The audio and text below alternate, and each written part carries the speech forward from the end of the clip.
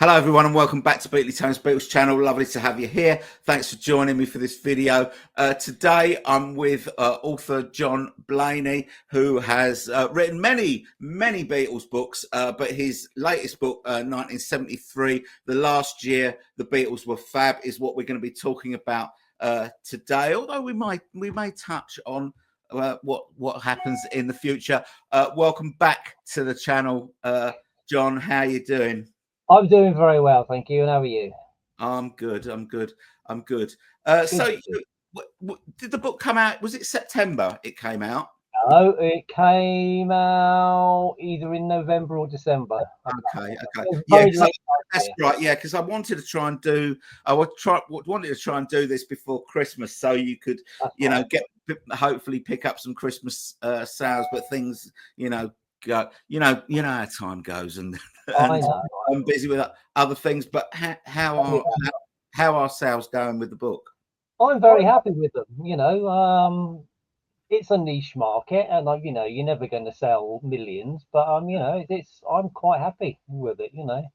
Good. It's done okay, and hopefully this will make it a few extra copies. People will see this and think, wow, that's a fantastic Easter present for my loved one. Yeah, any excuse to read about. Any excuse.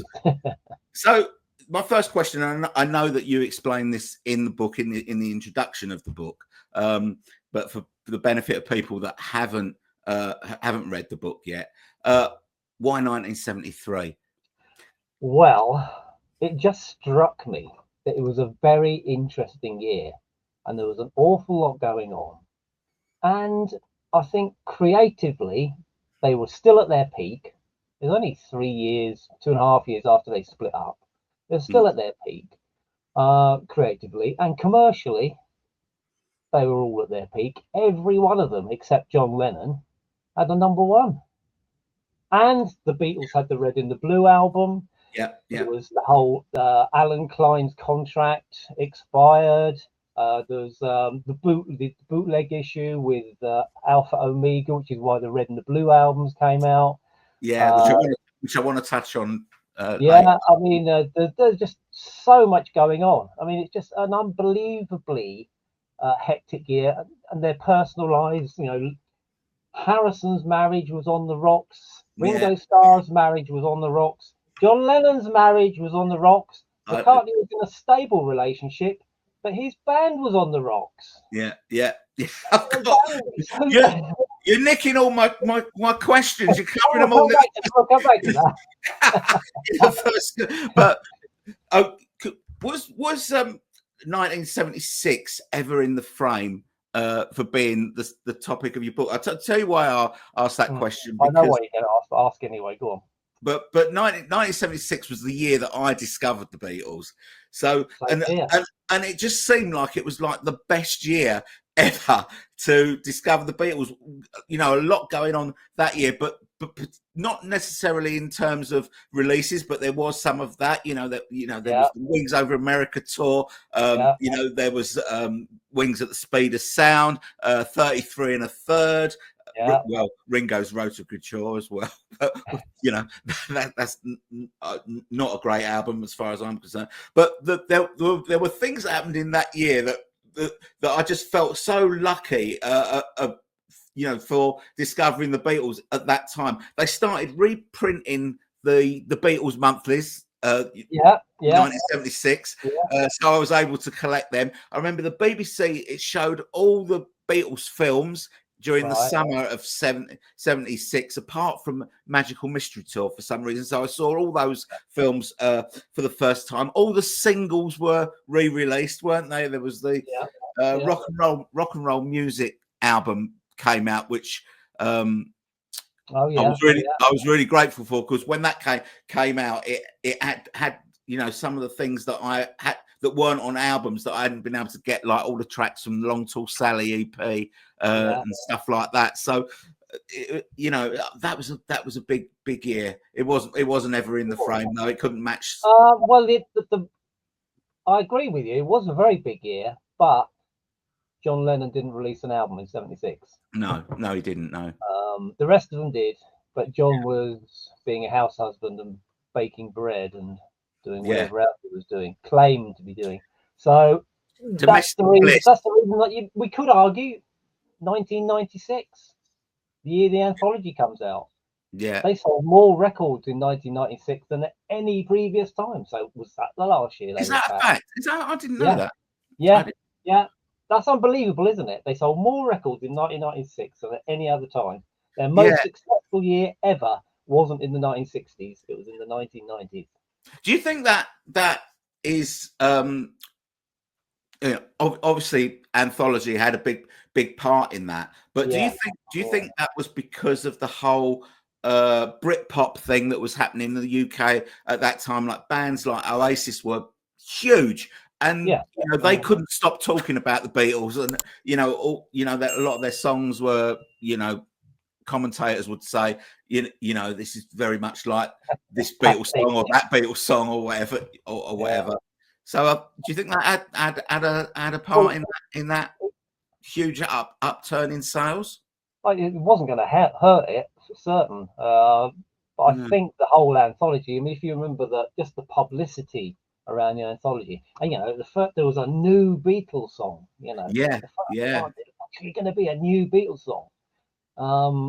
That was really big news, and I remember that. I don't know if it's my imagination, but you know, television programs where they got, you know, contemporary rock stars to kind of critique and or talk about their expectations. You know, that was really big news. There was like a half-hour program on Channel 4 or something, you know, where yeah. they discussed Free as a Bird. Oh, I don't remember that. I mean, you know, Maybe that's a false memory, but I think there was a huge amount of publicity surrounding yeah, it. And yeah, at the time they did the build up as well. There'd been the Beatles at the BBC, which was a yeah, couple of years before. So it's starting to, you know, the interest in the Beatles was starting to build up. You know, 76 was a big year, but I think interest in the Beatles began to wane, particularly when punk and new wave came along. mm, Late 70s, the late 70s and early 80s, the Beatles were not hip. It was not no, hip to be a Beatles fan particularly in the 1980s. You know, no, and I remember all those bands, you know, from Liverpool, like Echo and the Bunnymen, you know, kind of going, well, we're not Beatles fans. I mean, they probably were, but it was that whole punk thing where you couldn't say you were a Beatles fan. You yeah, know, like the Clash saying no Beatles or Rolling Stones in 1976, and all secretly listening to their Beatles and Stones records when they got home. You know, it was just they became very unpopular. They weren't popular in the late 70s and early 80s, and no, it slowly begins to build. It begins very slowly, you know. And I think yeah, by the 90s they probably hit the peak. You know, they got everything together, the anthology, and that was a really exciting. You know, I remember being really excited to oh, get the incredible. albums and the TV and everything. You know, I've got it here. It's here. yeah, yeah. There you go. Because Hang I've on, been. look, I can go one better than that. I've got the VHS. I used to have videos. I used to have Still got videos. videos. Yeah. Have you still got a VCR? No. No, no, me neither. Me neither. But yeah, I do. I remember. You know, I remember that year. You know, very well, and being just so excited about about the new songs. You know, especially Yeah. because I am a second generation fan. So this was going to be the first new Beatles song that I'd ever heard. As it came out. You know, it was fantastic, and Well, weren't we told that there was going to be, you know, there were going to be 3 new songs, weren't there? There was going to yeah, be Anthology 1 was going to start with a new track, Anthology yeah, 2 was going to start with a new track, and Anthology 3 was going to start with a new track. yeah, As and we we know, they didn't quite get round to finishing it off, did they? no, well, I think it was more as a technical issue. Yeah, it was, They couldn't get rid of that buzz back then, that's right. on Yeah, that original cassette that John made of now yeah, and then, yeah, but yeah. thankfully now they can, and what a result Oh, they yeah, it's incredible how yeah. his voice sounds, and now we need them to do the same thing with Free as a Bird and Real Love, and let's Yes, hear hear exactly. how Yeah, those can sound as well. yeah. I mean, I don't know why they haven't done that. I mean, they could have put out a 3-track EP or something with those 3 songs on it. Or Yeah, there was I'd have news. watched it. There was news coming out of Japan last week. An interview that Danny Harrison did that Yeah. that he was talking about the remixing of those 2 songs. So I think that there's something in the offing there. But it's quite heavily rumored that because it's like 30 years since Anthology, there may be like a revamped Anthology this year, and maybe they're going to remix those 2 Yeah, songs could be. as Yeah. part of that. Anyway, Uh, we're anyway, we're 1973. digressing from talking about your book, and I've got a few questions Fire away. to ask you, and or just to get you to talk about. Really, was it difficult to come up with new stuff about Paul in the wake of McCartney Legacy 1, which kind of went into that period in such great detail? Was that a problem for you? No, I don't think so. I mean, I did delve into the McCartney Legacy book, Yeah, but there's some fantastic resources online, um, which has made researching so much easier. I mean, I quote from Billboard and Cashbox yeah, because they're all available online, whereas previously I probably would have had to have gone to America and gone to an American library. Years and years ago, I wrote a book about the Beatles, and I happened to be in Chicago. I thought I'll pop into the local library and see if they got copies of Variety magazine, which is what I was yeah. looking for. You couldn't get it. But No, so now there's a lot more information available online. So that makes life a lot easier. And also, I think, like Mark Lewison says, go back to the original source material mm, as close as you can possibly get to the time, because memory is a funny thing, and yeah, over time, yeah, stories get elaborated and change. So it's always good to go back to the original source material. And I found a very good article in Billboard magazine. I don't know if you're going to touch on this about McCartney recording in Lagos, and I kind of went, ping. So that's why he went to Lagos, because right, I don't know if yeah. you want to talk about it or No, you talk about it. I haven't got that down as one of my talking points. So yeah, well, yeah, there's been a lot of speculation about why McCartney went to Lagos, yeah, and McCartney always goes, "Well, we were looking for somewhere exotic to record, yada yada yeah, yada." yeah, And there was an article in Billboard magazine talking about recording studios, basically just talking about recording studios. mm, And a lot of British recording studios, sorry, a lot of British recording artists were recording overseas because it was tax efficient. Okay. And I yeah, remember yeah. watching. I remember watching a The program about. Stones went to France, didn't they, to do Yeah, Exile and yeah. yeah, Stones went to France. There was a program about Deep Purple recording Machine Head in Geneva. Was it Geneva? Geneva, Yeah, Geneva. Geneva. Yeah, And in this program, Ian Gillan says very openly, "Yeah, we went there because we could save some tax." You yeah. know, so I thought, McCartney's not stupid. His No, in-laws are lawyers. They would have known about all these ins and outs of the tax system. yeah, So and it said in this article, there's a lot of recordings artists in, Elton John's in Jamaica or France, the Rolling Stones were in Jamaica, and yeah, that explains McCartney's presence in Lagos. And I went, oh, it yeah, does, doesn't it? And then yeah, I found an interview. From 1975, so a year and a half later, where he's talking to Paul Gambaccini, and he says, "I have to record outside of the UK," and he says, I have to write my songs outside of the UK. I think yeah, he's being disingenuous there. Yeah. yeah, My songs outside of the UK. I think otherwise he says I'm paying 98% tax. yeah, yeah. That's So all this story about going to Lagos because they were looking for maybe they were looking for somewhere interesting to Yeah, record. but maybe they were looking for somewhere interesting because they knew it had to be somewhere outside the UK. So maybe that doesn't explain why they actually went to Nigeria, but it's why they didn't record in the UK. I mean, same for Venus and Mars. They went to New Orleans and LA to record that. London Town in the Virgin Islands. By the time he got back to the egg, he probably had enough money. He didn't care. Of course, the other big mistake they make about recording in Lagos, they could have recorded at Ginger Baker's studio. Ginger Baker had a brand new state-of-the-art recording studio there. Yeah. And I think it was possibly down to EMI, who said it's going to cost a lot of money. If you record at our studio, it'll be a lot cheaper. Yeah.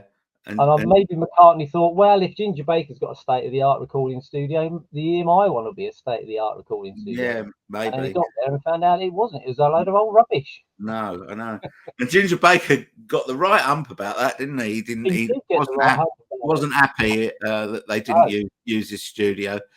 Just going back to what I was saying about Back to the Egg. Of course, by 1979, by the time they were recording Back to the Egg, Thatcher was the Prime Minister. So the Conservatives back in power. So maybe the tax. The tax, there was more tax breaks for rich people, but then I would think so. I can't remember. No. So there's always something new. You'll always find out something new. Yeah. You sort of touched on it earlier. 1973 sort of it saw the breakdown of George, Ringo, and John's marriage, which is incredible. All at 1 year. I mean, George's has been on the wane for a while, and but Ringo's was fresh, and obviously John's was fresh as well. And I think you sort of touched on it in the book that it was around this sort of time that Ringo's sort of alcohol problems sort of started around that time. I think so. Yeah. I mean, he's never really spoken about George and Maureen, has he? He's never really spoken publicly about that. So there's very little sort of known about that. But I think you talked about Maureen. Maureen going to Friar Park when when Patty was probably away with Eric Clapton. Oh, I mean, talk about a farce. A bedroom farce with people jumping in and out of wardrobes. That's what it must have been like at Friar Park. Because it wasn't just Maureen Starkey. George Harrison later on was having an affair with Ronnie Wood's wife. Yeah. And Ronnie Wood was having an affair with Patty. That's right. For goodness sake, could it be any more complicated? I mean, who's... It was Carry On Krishna, wasn't it? Yeah. Carry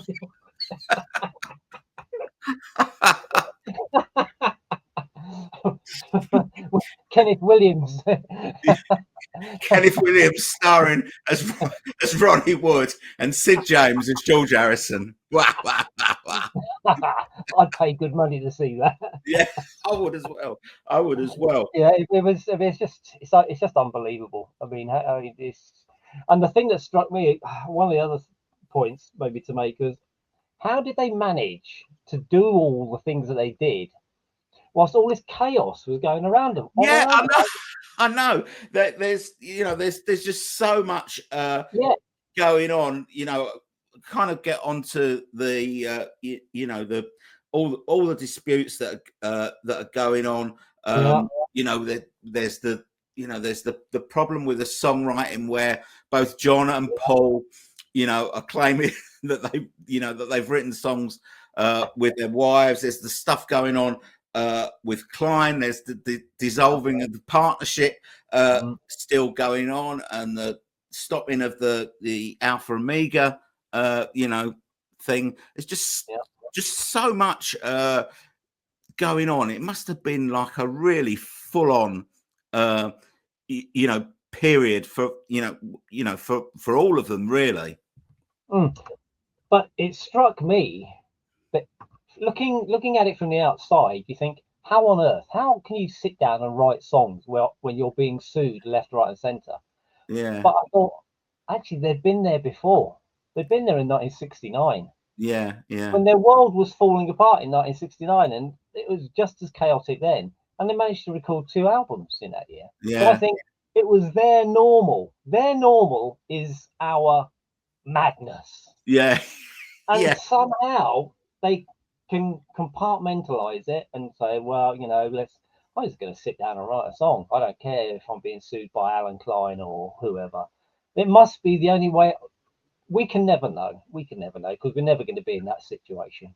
yeah. And But they'd had a whole lifetime of it, hadn't they? They'd had, how many years? Oh, well, 10 years, at least 10 years of being at the top of being chaos. So they must have been used to it by then. That's the only thing I can think of. yeah, yeah. Yeah. And and obviously George used all that to his advantage to write a song about it, "Sue Me, Sue You" blues as well. Yeah, yeah. Well, John, his second song complaining about, because yeah, he's written Taxman as well. So yeah, Taxman's a moan, a good old moan.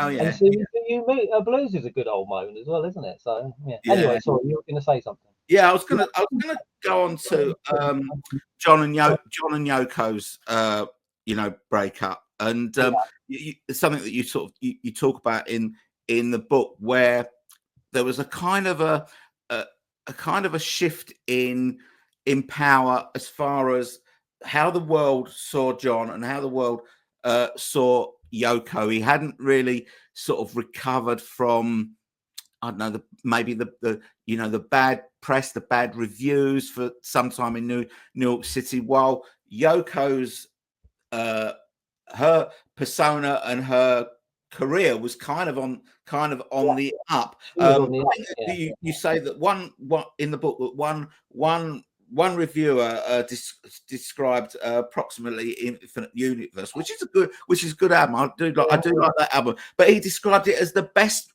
related Beatles album since the split. That's it's got to be nonsense, surely. that's a genuine quote. I don't Yeah, think. yeah, I know. I believe you. I believe you. Yeah, yeah. I mean, it seems pretty obvious to me that Yoko wanted to be seen as Yoko Ono, not Mrs. Mrs. Lennon. Lennon. Yeah, She did not want to be seen as Mrs. Lennon, and I think there's interviews where she kind of says maybe it was a mistake getting mixed up with John because she wanted to make it in her own right, you know, and also she was getting involved with feminism because the Lennons spent a whole week at a feminist, let's call it a boot camp, a yeah, conference yeah, in Minneapolis. Not Minneapolis. I can't remember where now. Boston, somewhere near Boston, I think. Doesn't matter. Someone will point it out in the comments. So she was really getting into feminism, and she was really beginning to assert herself. And she put out an album called "Feeling the Space." mm, That's all about moving away. yeah, I think there's a bit in the book where they talk about buying the Dakota apartment. And they yeah, wanted that because they wanted more space. They were living, in a tiny little apartment. And I think they're just getting on top of one another, and just how relationships go up and down, yeah, yeah, yeah, yeah. and they were just they needed to move away from one another. And Yoko's she's very clever. She Oh, yeah, Because you know when she decided that John should have a new lady friend, mm, she didn't say, "Hey, John, you know that Carly Simon, she's nice, isn't she?" yeah, yeah, Or she didn't say, "Hey, that Roberta Flack who lives a couple of doors down, she's nice, isn't she?" She yeah. didn't say, "Go and have an affair with one of your peers." She No, said, I'm not being rude here, but May Payne was an ingenue. She yeah, was an innocent girl, so she picked someone who she knew she could manipulate. mm, Okay? So and she also picked someone who was she wasn't really much of a threat, was she? As I'm only not putting May only as Payne much as down. that she was younger. She was She was younger. she was younger. She was Yeah, younger, but I mean, she didn't have the kind of power or the authority, or Lennon constantly referred to Yoko as mother. Well, that tells you an awful lot, doesn't it? I don't Yeah. think he ever referred to May Pang as mother. No, no. No, so Yoko knew what she was doing, and I think she played a blinder, as we might say. She knew that she could get Lennon back on side, and when Lennon was recording the rock and roll album, But on her terms, yeah. on her terms, on her terms.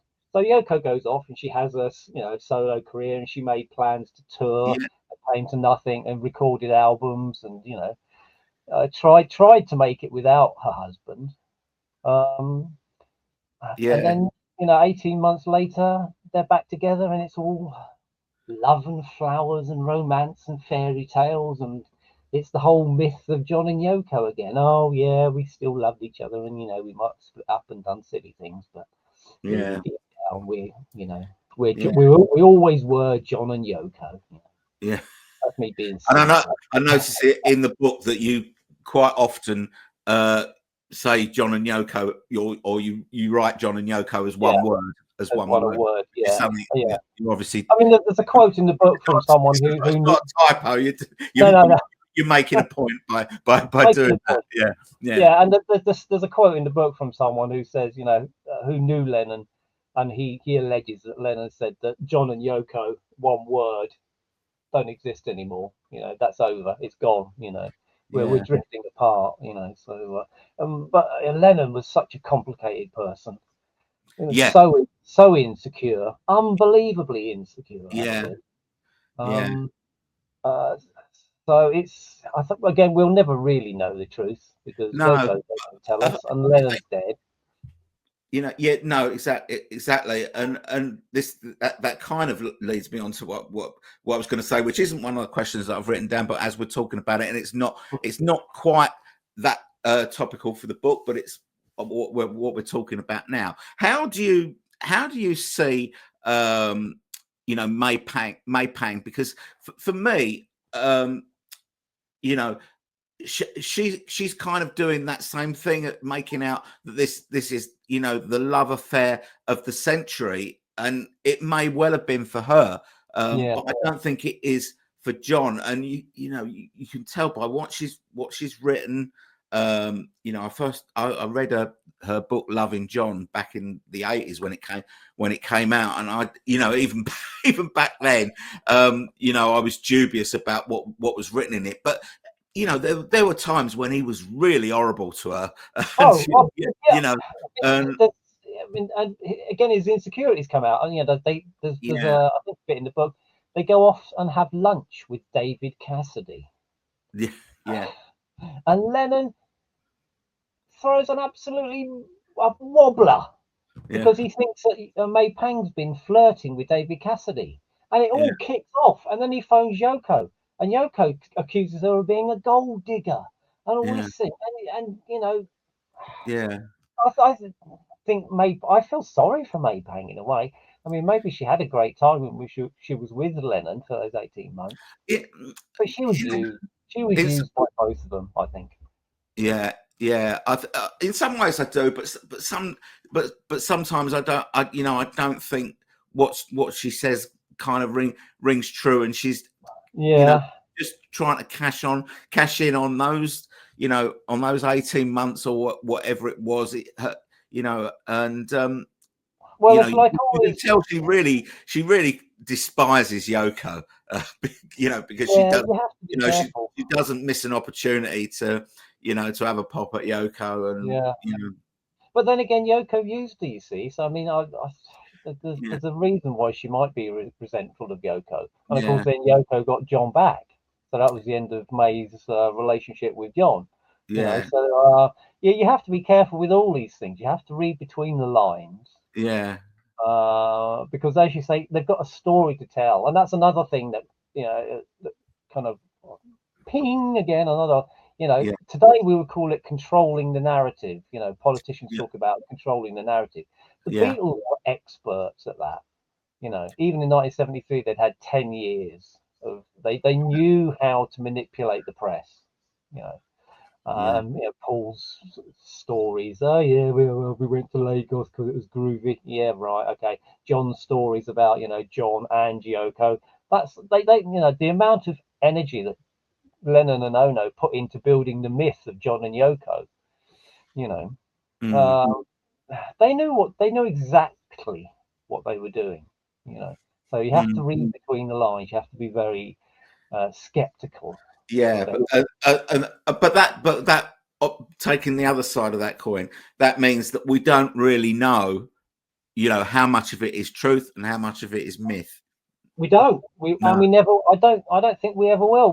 no, You can go back and look at documents, legal documents or financial documents, but there are no documents that relate to Lennon and Yoko's relationship. There are there are no documents that tell us what George and Patty were doing on a day-to-day no.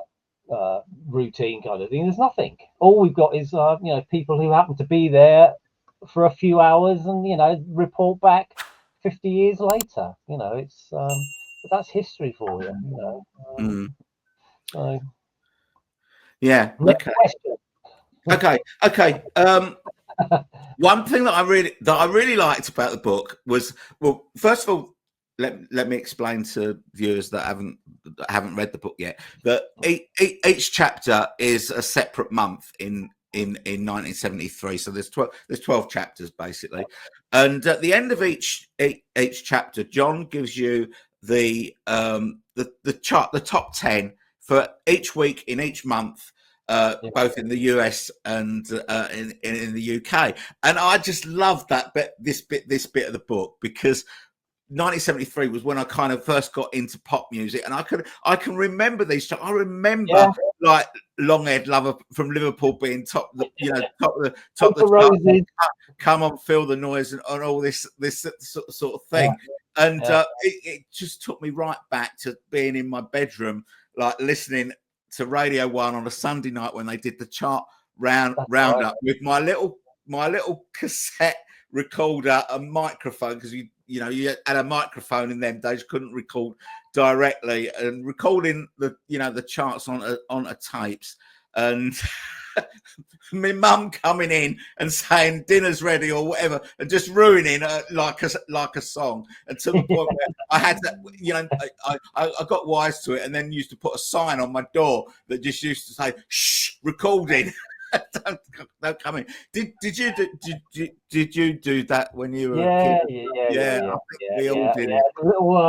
A little kind of rectangular tape recorder, like you say, and you'd hold the Yeah, microphone up to the television or the up to the radio. speaker of the radio. Yeah. But the other thing, the reason I wanted to put those charts in, it was also to show the difference between America and the UK. Because if you look at those charts, they're completely, they're worlds apart. Yeah. And yet, the Beatles were having number ones in both countries at the same time. Yeah. So there's that. It was a global appeal, because there are lots of other artists, big artists, putting out records that were huge hits in America, and they did nothing over here, and vice versa. Bands like Slade, or the Rubettes, or Mud, or Sweet, who were huge over here and did nothing in America. But the Beatles, they got that crossover, and that's what I think makes them so special, is that they appeal globally, whereas lots of bands don't. Yeah. Did you ever think about putting the album charts in as well? Because the Beatles, or the solo Beatles, were up against some huge albums in 1973, Dark Side of the Moon, Elton John, Goodbye Yellow Brick Road, Zeppelin, what was that, Houses of Holy, 73 or something. Zepp had a number one. Deep Purple had three albums in the American charts at the same time. Yeah, would have been Live in Japan, would have been one of those, would it? Probably Machine Head, Live in Japan, and whatever the current one was. Yeah, I mean, maybe I should have put Who do you think we are? I think was the next. Was that the next one? Yeah, I think that was the next one. Yeah, I think so. Oh, there was huge album sales in at the time. Yeah, they were up against some stiff competition. Yeah. Oh, yeah. Definitely. But to be honest with you, it took so long to compile just the singles. I probably thought, I can't face doing the album. You were fatigued of chart searching. Yeah, Yeah, sharp yeah. fatigue. No, I get that. Um, Yeah, Going back to the chapter naming, the yeah, chapter naming. So apart from stating the month that it is, you give a title to each yeah. chapter.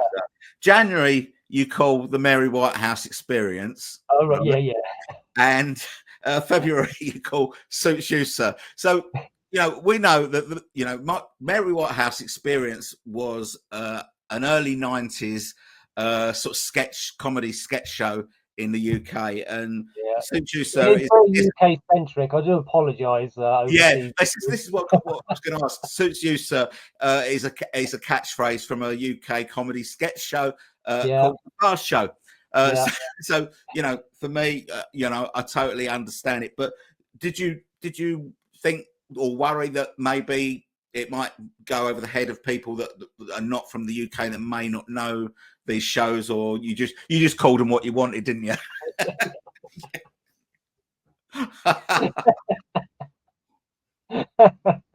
No, I don't worry about things. Like, people can work it out if it's nice sometimes. Oh, that's what he's going on about. Yeah, Five years later, someone will stumble across the Fast Show, yeah, and they go, yeah. "Oh, that's where he nicked it from." um, right. About let's talk about the sacking of Alan Klein. Oh, His yeah, contract I think runs out in February, and they know it's running out, yeah, but they don't bother, and they know that they know that they're not going to renew it, yeah. um, Well, unless they they extend it, unless don't they they? have to. But Yeah, they don't bother to seek out a new manager, so they end up sort of rolling his contract yeah, month by month, and then sort of fortnightly. I think yeah. you say. That's right. Yeah, they were extend. Yeah, because there's an interview with Lennon where he says I think the first they were extending it monthly, and then Yeah, they obviously knew it wasn't going to work out, and they extended it then twice. Every 2 weeks they're extending it. And again, they're quite canny because the reports at the time of the Red and the Blue album being held up, and the reports were because there were problems with stock. Right, no, rubbish. The reason it was held up is because they wanted the albums to come out once the contract with Klein had expired. That way, they didn't have to give him any money. right. You can't come out and say that. You can't come out and say, "Oh yeah, we're holding this album back, because we don't want Alan Klein to get me money, you know what I mean?" Well, you have to come up with this cock and bull story about, "Oh Nice. yeah, there's been problems with the warehousing, so it's been put back a couple of weeks." Yeah, nice, You nice, nice Scouse accent. Very good. Very good. A lot of people think that they can do a Scouse accent by just talking through their nose. I've seen it on YouTube, know. but I that love was that, South that was a accents, but that was I a good do one. But why do you think that they they didn't seek enough, to replace him? Or maybe they thought, Well, they go back to managing themselves, or like yeah, they I did after mean, Brian Epstein died. basically, Lennon's got Yoko Ono, who is a sharp cookie when it comes to business. Yeah, And one of the things that really surprised me, we're perhaps jumping forward a bit, yeah. but Alan, I know. there's a I know what huge, you're going to say. there's a huge dispute. There's a huge dispute. You think 1973 is the end? No, it's not. It drags on for years and years and years. Yeah, And there's a quote from Alan Klein says the only reason this dispute was resolved was because of Yoko Ono's Kissinger-like negotiating yeah, skills. Oh, hold on a minute. What? There's another yeah. more brownie points for Yoko. It's Yoko who saves the Beatles. Yes, I know. Yeah, I have actually got that, but it's a later question for me. So let's, yeah, yeah, that's yeah. that's fine. Yeah, I mean, Well, I mean, so Lennon. So go back to your question. Why didn't they get managers? I mean, I think Lennon was happy with Yoko. She got a good business head on her shoulders, so that was okay. yeah, George did eventually get another manager, and as we know, that turned out very, very badly. yeah, yeah, And again, I think there's a quote in the book that George says, whoever comes and manages me, they're going to have to take on all the past again. And I think George was also behind with his taxes again. Yeah. You know, Yeah. what are these managers doing? You Yeah. know, And and Ringo says, I'm a businessman now. so, so so I he, don't mean anybody else. I'm a no, businessman. I can look after no. myself. But they all. I mean, Lennon did have someone who was advising him. They all had lawyers, so they didn't have managers as such, but they had Yeah. lawyers who were, Yeah. experts in finance, and they were advising them. So it wasn't as if they were kind of just doing it themselves and taking everything upon themselves. They were, they had probably an army of lawyers working for them. Yeah. So.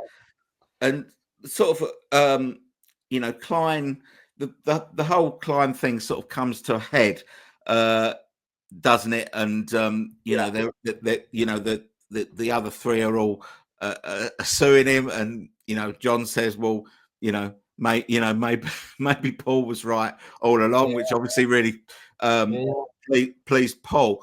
But do you think that the Red and Blue album idea that supposedly came from Klein was maybe his last throw of the dice to try and to win them round again?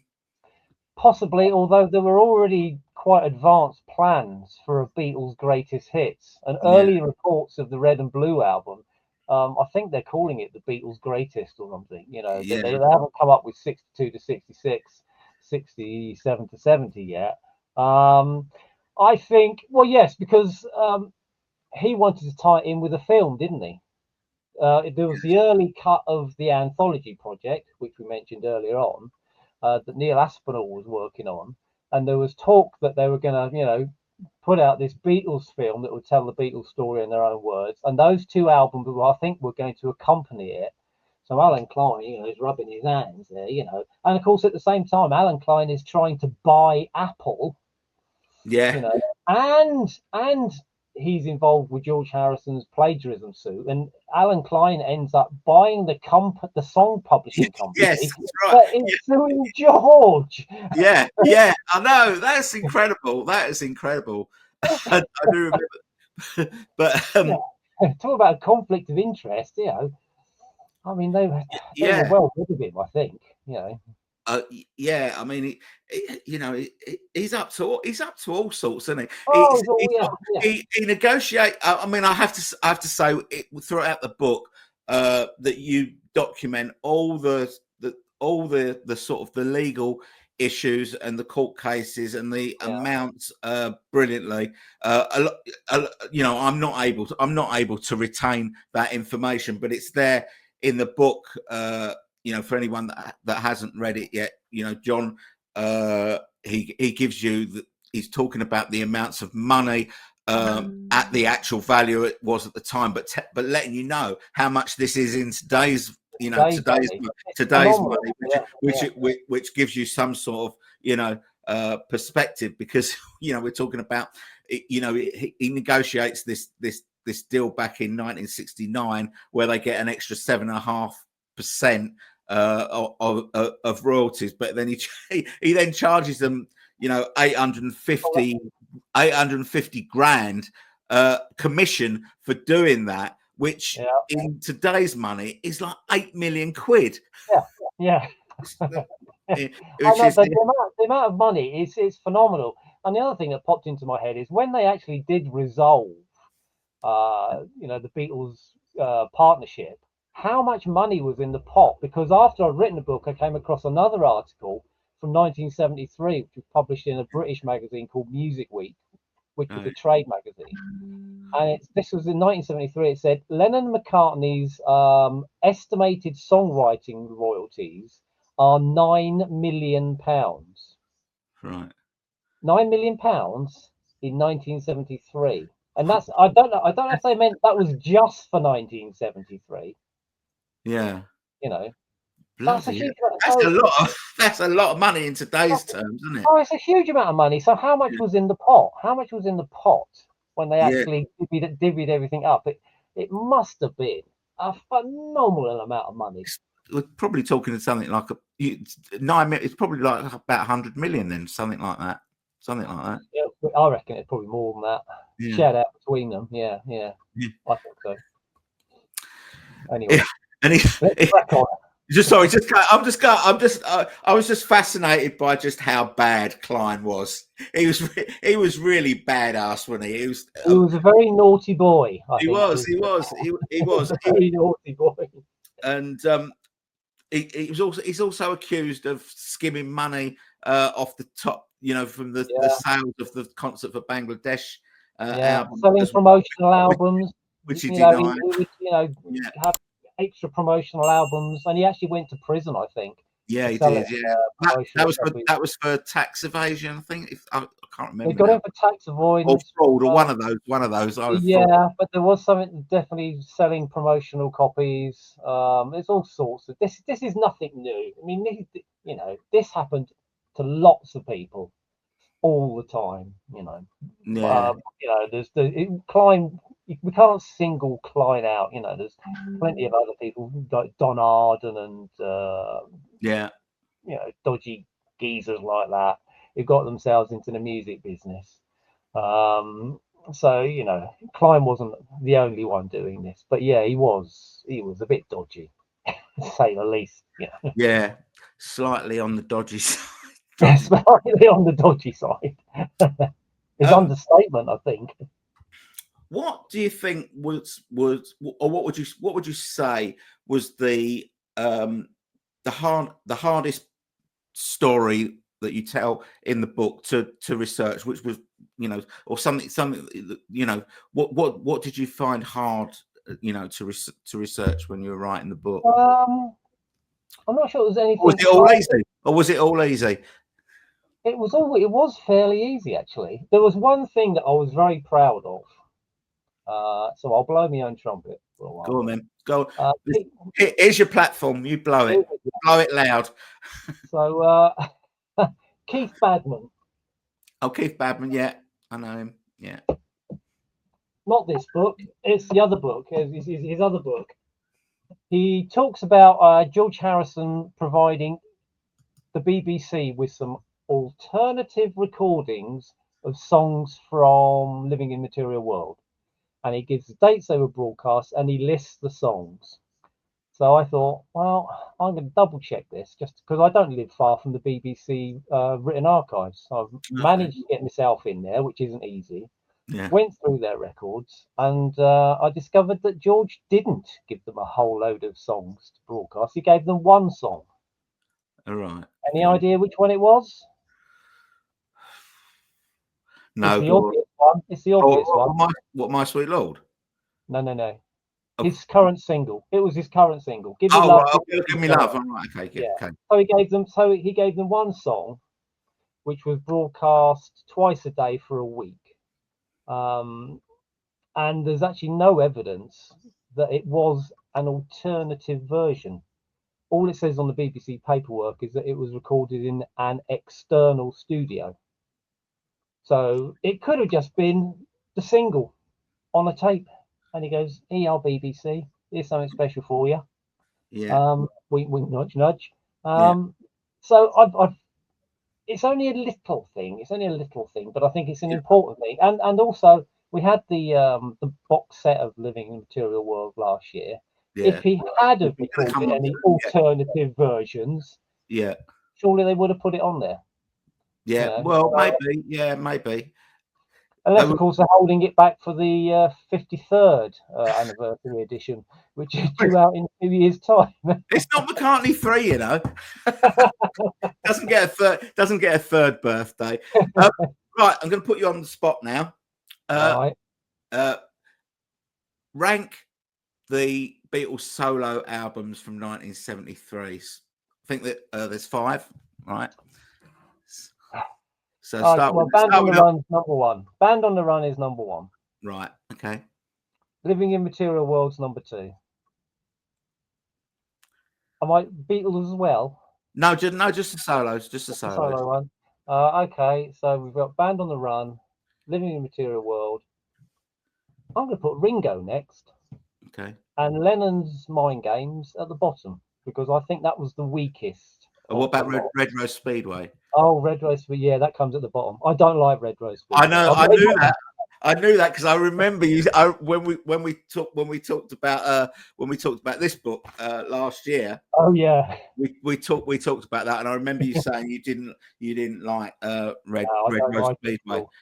Okay, so you're But going Band on the Run, Red Rose Speedway, Mind yeah, Games, Ringo, Ringo, Living in the Material World, yeah, Man on the Band Run. on the Run, yeah. Did the well, I can see that you know you're obviously quite you do like Living Material World quite a lot, but did Hmm.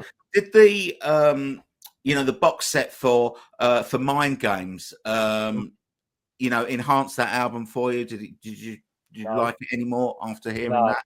No, you no. In didn't. fact, I thought that Mind Games box set was unbearably dull. Did you? Yeah, I thought it was excellent. I thought it was yeah. brilliant. It's like, I mean, who wants to listen to 3.5 minutes of isolated pedal steel guitar? I don't. Okay. It wasn't even played by John Lennon. No. Oh great, we got Sneaky Pete's isolated pedal steel guitar. Hurrah! No, Okay. no, no. And it's already been remixed, that album, once. We had the Yes, I remix know. in I know, 2000. but the 2000 was it 2002? They did Well, that? something like that. I can't It was a remember. long time. It was a long time ago, and I don't think it's. I mean, Paul Hicks's remixes have all been excellent. I think. I Well, think. I'm not saying that. Yeah. No, no, no, no. Don't get me Yeah. wrong. I'm not criticizing the remixes. I just thought the content was just. Yeah, I mean, but that's kind of what they've done with the ultimate mixes all the way through. It's always been, I like the other the element album. mixes. But what about things like the evolution mixes where you hear, you hear the progress of the song? Yeah, that's more that I found that kind of interesting. I would return to that more often than the Elements mixes and things like that. Yeah. And also, I very foolishly bought the meditation mixes. Oh, did you? Um, I thought that is what a pointless release. Well, I was very lucky that they sent me one of those, All and right. um, I was kind of, I was kind of in two minds about whether to buy it. 'Cause it was quite expensive. It was, It was very, yeah, it was a bit. it was a triple album, I think, and Mm. on clear vinyl, and I think it's not my thing. I think that to enjoy that, I think that you've got to be a meditator. I think Well, if you're someone that does meditation, and I mm, full credit to Sean for putting yeah, together something that yeah. that's good for people's mental health. If you meditate and you put that on, and you if you meditate and you're a John Lennon fan, it's win-win, right? Oh yeah. Yeah, But one point I would make, it was completely the wrong format. You don't want it yeah, on an yes, LP. yes, Oh yes, man, I was nearly reaching Nirvana then, and now yeah. I've got to get up and turn the record over. Put it on CD. We should have been on CD. You can have 70 minutes of drony ambient music to help you meditate. But no, we'll put it on record and charge £70 for it. And you've got to get up every 18 minutes to change the side. That's not how you meditate, surely. No, no, I did think that, but I did play it all the way. And I've said it, so there. I did play it all the way through. I played it all the way through, but I don't think I'll play it again. I might, No, maybe one of the mixes. no, because Maybe I don't do meditation, so it's I don't need it's to hear it's a that bit like again. that first Fireman album. That's just what 4 or 5 versions of the same track. Yeah, So you're not going to listen to the yeah, I full can't listen to Fireman that. I album all the can't way listen through. to You that put it either. on one track and you'll maybe listen to that. And Yeah, maybe I can see myself doing that with like, I'll listen to one of the meditation mixes if I want to zone out in front of the telly whilst Coronation Street's on or something. I don't do that. But I'm an extenders bloke myself, you know what I oh, mean? are you? Oh, yeah, no. No, I'm let's talk about Ringo's album. Let's talk about yeah, Ringo's album. okay, yeah. Uh, Clearly his best ever album. clearly, I would agree And with you there. you talk about I think that you talk about Ringo being that personality that is able to bring all these names in to record, to help Yeah, him.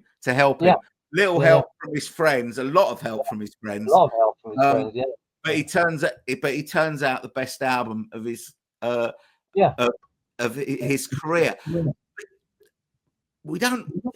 Do you think we'll ever see a box set of this album? I mean, if you're going to ever do one for Ringo, this is Well, the album to do it for. yeah, There must be loads of outtakes. there We've seen. are.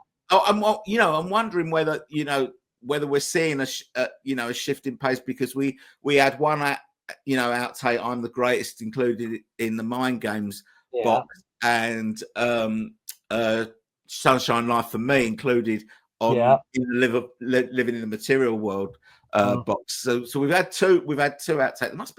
There must be so much potential, people wanting new copies of the album and mm, outtakes, and a nice book, the story of the album, which mm. not a lot is known about the sessions for the Ringo album, is it?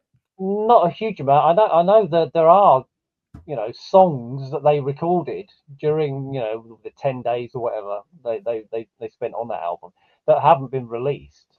And the odd thing is that I don't think any of Ringo's Apple albums have been reissued on No, vinyl. They've been no, issued, they've they been keep they keep CD putting versions. out they keep putting out record store day releases. Well, I think we've had the last couple of years. We've had "Stop and Smell the Roses" came Mm, out sort of a red and white vinyl yeah, album with an extra album of bonus material. An all right. Old Wave came out on a sort of shit brown coloured coloured vinyl. That's And then, unfortunate, wasn't and then this year they've put both of those albums out on a picture disc. So they keep it? return. Returning to These those albums, yeah. these albums that are regurgitating these albums that are quite poor. Yet Yeah, the album that would actually sell, yeah. a lot of copies, they seem to be shying away. And I uh, don't know why. no, If ever an album, like you say, cries out, I mean, yeah, that album, you could have an album of outtakes. There's a whole load, if you want to search the internet for different mixes yeah, um, of tracks from that album. There's about a 3 CD set of, different mixes. They're all very similar, you know. yeah. Um, As bootlegs yeah, tend yeah. as But there's outtakes a huge tend to amount of be. material. There's a Yeah, huge amount of material, and why Ringo just doesn't seem to be very interested in doing it. Ringo no, seems to be more interested in moving forward. yes, He's got a new album out. He's doing a yeah, country album now. He seems much more interested in looking forwards than in looking backwards. yeah. Which, but then again, I don't know, because I record mean, companies are there to sell one of records. his EPs was called Rewind Forward, wasn't it, or something like that? Yeah, yeah, Yeah, rewind forward. yeah, But yeah, record companies are there to sell records. yeah. Ringo's got a huge catalog. There's a lot of Ringo Starr records. Yeah, He's 21. very This is his 21st right. solo album, which Yeah. when But how many they're of them are good. currently available? There can't be like another drummer that has had 21 No, solo albums. no. I can't think of anyone. But No. how many of them are available? There's hardly any. Yeah. Well, yeah, maybe. I don't know. I mean, I've had I've had the ones from the 70s, quite a lot, quite a long Yeah. time.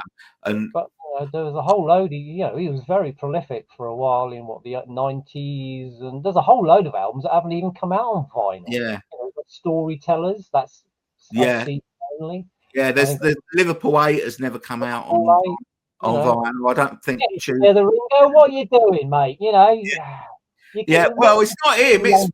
universal, isn't it? What are the Yeah, marketing?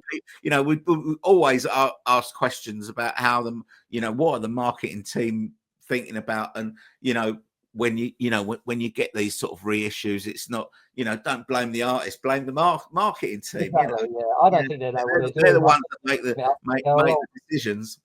Yeah, they're But making it up as they go along. They haven't got a clue, not yeah, really. You But know, they should 1970, employ us. They should employ Beatley Tone and yeah, me, and we'll sort it out. You'll get your Back to the Egg box set. yeah. You know, you'll get your Ringo box set. What else do we want? Pop. Oh, what people? We want a George Harrison 1974 US tour box set with a Oh Blu-ray. yes, yes, You yes, yes, know, yes. we want that. Stop messing about, Universal and Apple and the Yeah, George Harrison estate. Pull your finger out and give us what we want. yeah. I do. Otherwise, we'll send the boys round to duff you up. Yeah, that's it. We will.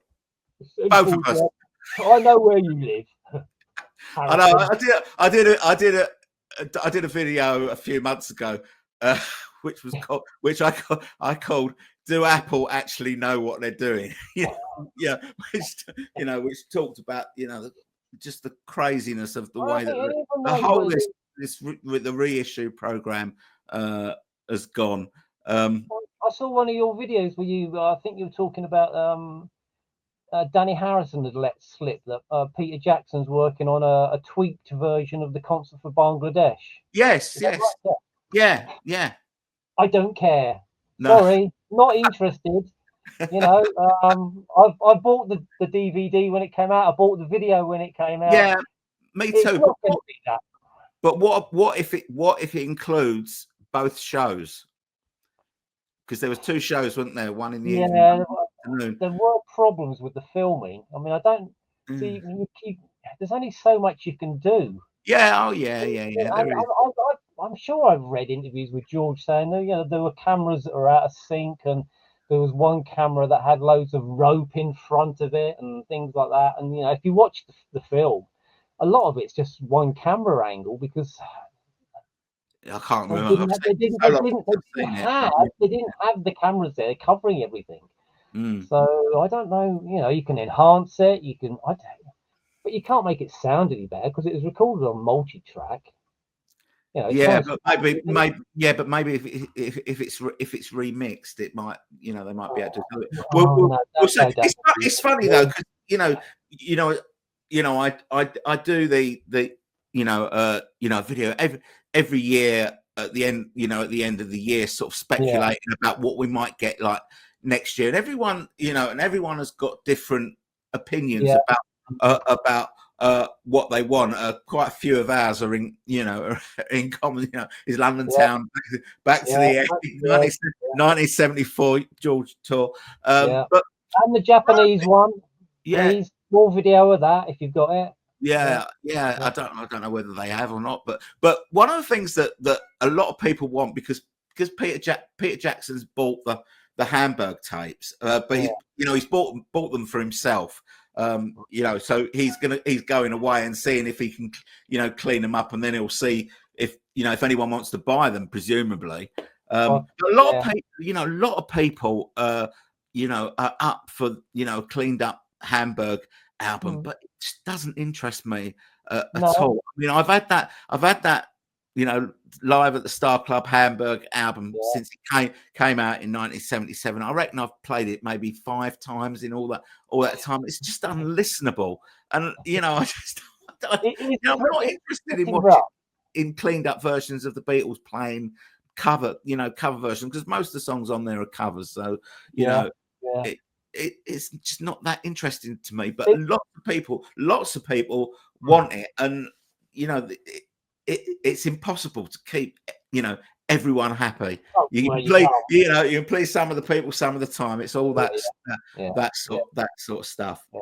But the thing is, I mean, if they don't start putting this stuff out very quickly, we might not be here to buy it. Exactly. Well, this is the thing that this is why I don't understand why the marketing teams are not on top of this. I mean, I get that people can't they can't put out an album every month because people can't keep shelling out, but they could put them out quicker than they are, and people have got the choice about whether they want to buy this or they want to buy that. But the facts are that the core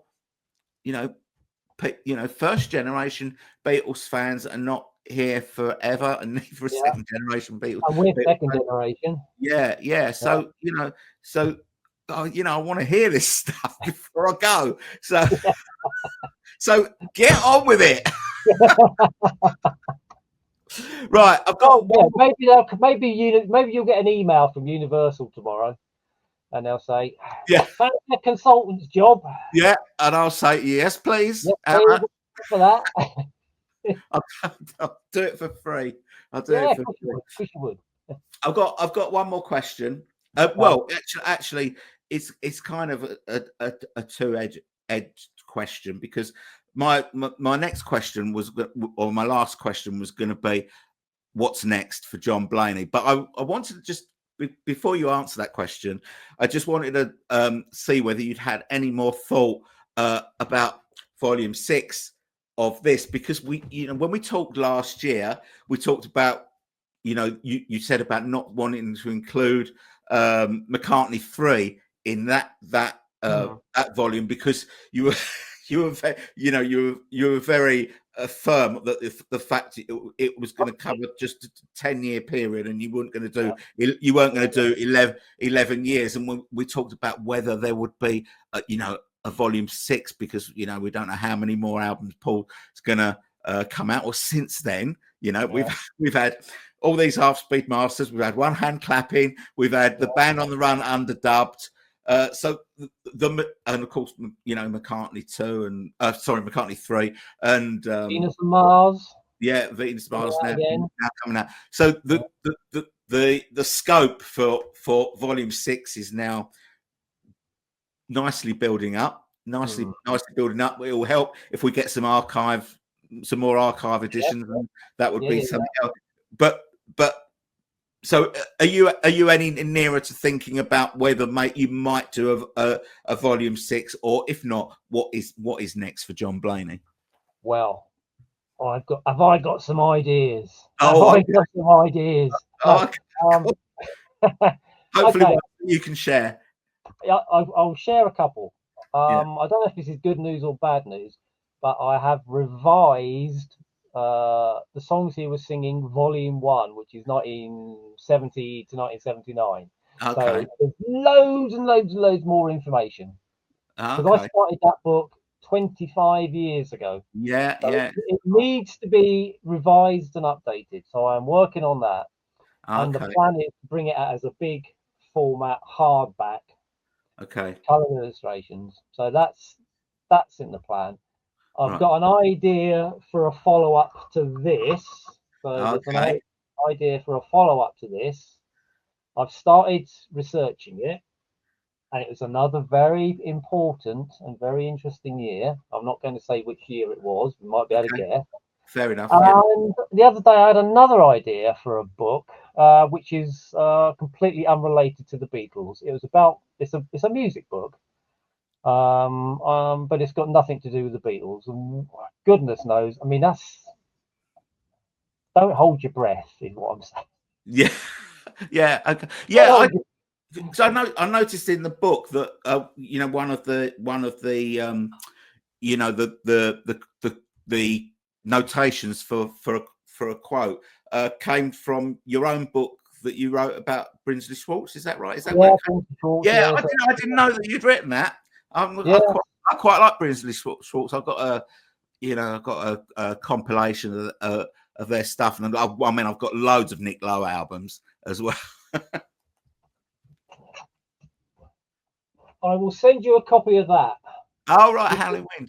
Oh, okay, yeah, because Brinsley Schwarz, he worked with Graham Parker. Parker, yeah. I mean, hugely influential band. That whole pub rock thing. This is all about pub rock, and how my idea was that pub rock was a bridge that linked pub rock and new wave, not punk. New wave. Ian Dury was in Kilburn and the High Roads. They become Ian Dury and the Blockheads. Yeah. Elvis Costello was in Flip City, a pub rock band, become Elvis Costello and the Attractions. Brinsley Schwarz become kind of rock pile. Graham Parker and the Rumour. There's a whole, Dr. Feelgood. Dr. Feelgood were a hugely influential band. On people. Well, they're just, kind of things, just down the road from here. They're from Canby. You're Canby, boy. Well, when I say just down the road, it's about 30 miles. It's about 30 miles down the road, but down Yeah, yeah, the Eddie and the Hot Rods, A one always two fun. seven. But yeah, Yeah. but So well, thank you very much. Yeah, that's I okay. saw I'll send you a copy of that. I saw Brinsley Schwartz with playing with Graham Parker, just the two of them, um, Yeah. at the Union Chapel in London Oh yeah. few- Yeah, yeah. a few years ago. It was great. It was Yeah, great. yeah. It was Oh great. yeah, they're all very, very talented. I interviewed all of Brinsley Schwartz for the book, Yeah. except Nick Lowe, which Oh, was okay. unbelievably flaky. Is the is the polite way of putting it. What you mean? You made appointments and he blew Tried out. to make appointments, and Yeah. Martin Stone as well. Martin Stone, who was in Chilly Willy and the Red Hot Peppers. I'd phone him up. All right, Martin, can we got time to do a bit of chat? Oh, sorry, I was a bit. Oh, there's something happening at the moment, man. It's like not good. And in the end, I just gave up. You know, I love lovely bloke, but totally fried. Right. Okay. Thanks, John. Well, that will be gratefully received. I'll enjoy that book, I'm sure. So I hope thank so. you. Yeah. Oh, So, thanks for having me on. Anyway, it's been very nice. I've enjoyed the chat. always a pleasure to talk to you, John. So Never a chore. never a chore, never a chore. So 1973, the last year the Beatles were fab. If you want to get this from Amazon, it's 25 quid at the moment. I think it's only available in hardback. There's no Yeah. softback. There's no Kindle in hardback. Beautiful book. Very very good. Thoroughly recommend it. For anyone who wants to a deep dive into 1973, the last year that the Beatles were fab. Anything else you want to add, John? No. No. Okay. That's all right. Short, sharp, and to the point. That's what I love about you, John. Well, it just leaves me to say thanks very much for coming on, John, and talking about the book. Wish you every success with it. Hope you sell loads. Thank you And very much. No, I mean, it's always a pleasure having a chat, and yeah, I've thoroughly enjoyed it. Time's flown by. It's been it great. has. It has. We've done an hour and 12 minutes so far. So, so Cut that yeah, down to half an hour once you get rid of all the old rubbish. yeah. Right. So that's it. So thanks.